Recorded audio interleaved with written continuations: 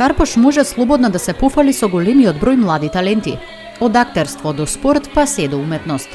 Токму затоа веќе 6-та година поред се одржува манифестацијата Карпош има талент, на која учество зедоа сите 10 основни училишта.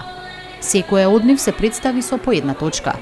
Председателот на Советот на општина Карпош Душко Висковски истакна дека ваквите и слични манифестации кои се во полза на младите и за доброто на општината ќе продолжат да се реализираат и натамо. Денес ќе доделуваме наградите во рамките на сите основни училишта на територија на општина Карпош.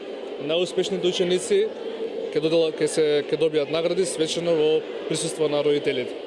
Гледаме дека оваа манифестација е секоја година се посетена, дали истото ќе продолжи да се реализира и натаму? Сите овие добри проекти и за општина Карпош и за граѓаните на Карпош ќе бидат апсолутно поддржани од страна на општината и администрацијата во неа. По изведбата на сите 10 точки, 3-члено жири одлучуваше кој ќе биде победникот оваа година. Третото место го поделија основните училишта Лазо Трповски и Аврам Писевски. Второто му припадна на основното училиште Христијан Тодоровски Карпош, а на првото место оваа година заврши основното училиште Владо Тасевски.